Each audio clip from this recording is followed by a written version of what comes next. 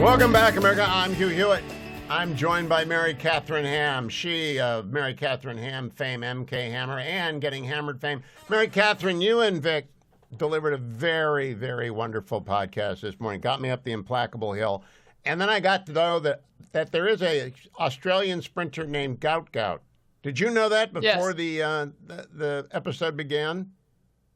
I was not aware of that. That was news to me. But what a colorful name. A colorful name, and he's 17 years old, and he's fast. He's named Gout Gout. He's an Australian. Secondly, I hate spiders.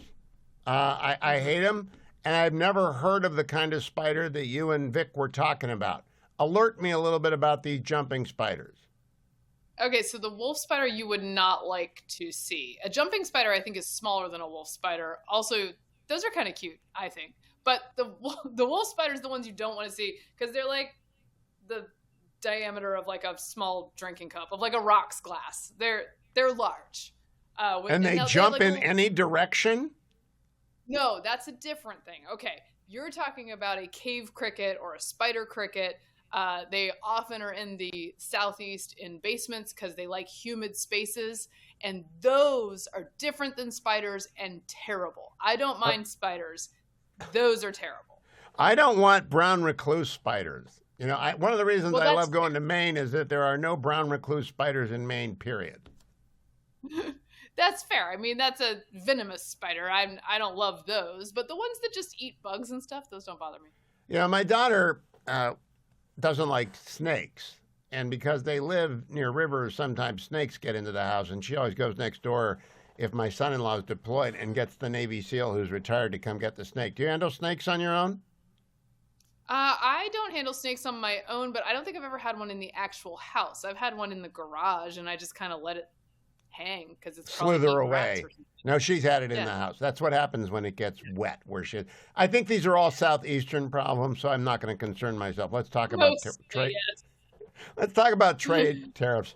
I'm with you on the International Economic Emergency Powers Act. I don't think it was intended for a 10% flat tax, but I do have an analogy.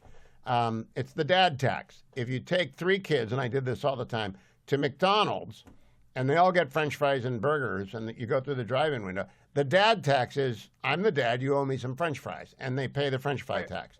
Do you think America is in that position, like we're the leader of the free world, you all owe us 10% for lifting that burden?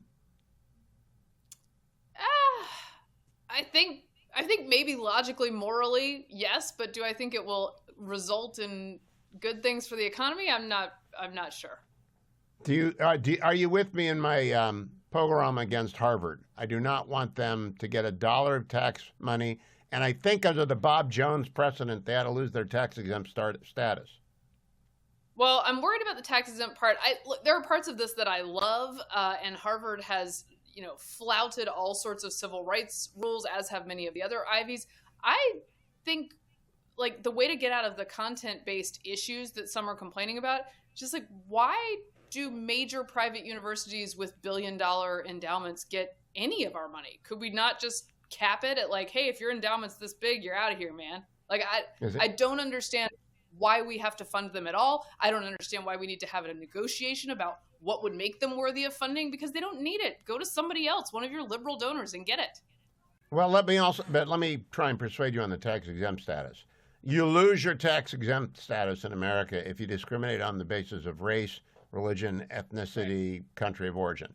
They were found by the Supreme Court to be discriminating against Asian Americans, and we've seen with our own eyes how they treat Jews. Why should they be tax-exempt when Bob Jones University got the boot?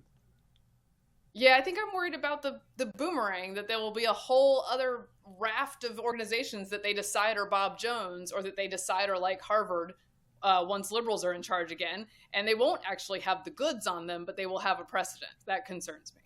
Now, you are a child of the South after desegregation occurred. I don't believe, did you have to go, were you bused at all, Mary Katharine, growing up? No, I was not bused. I was in a majority black neighborhood and just went to my public school. Okay, so I remind everyone, during the era of desegregation, there were consent decrees everywhere, and courts ran school districts, big ones, large ones, big as Harvard, that many people. And they did it for decades and decades, like in Pasadena and in other places. and no one ever said boo. I think Harvard is a serial offender of common sense and basic equal protection guarantee. Does that not concern you? No, it absolutely does. And I think there needs to be some kind of punishment. I would love to take every cent that they get away from them. I'm not sure about the tax exempt status for the reasons I discussed, but I am willing to listen to you as you know more about the law and the precedent than I do. But yeah, look, and the part about the money too, where they're like, oh no, you can't tell us what to do for this money. The way they got the money is working with the libs in the federal government for years to say, well, we're going to do all these things that discriminate against people, that load us up with administrators that we don't need, that we use to discriminate against people, that create administrations and admission standards that discriminate against people. And that's how they got the money. So it seems only fair that the money should leave because you got it by virtue of this thing. That's the first step. Second step, don't bring phones on the sets. That's what Dwayne did. That was Dwayne's phone, actually. Last thing, Mary Katharine, Dwayne did it all. It's always his fault. When it comes down to it, do you think Harvard will back down? Because we got this letter from their president pounding his chest about how, we stand for freedom and good things. They don't stand for freedom. They're a left-wing, federally funded machine.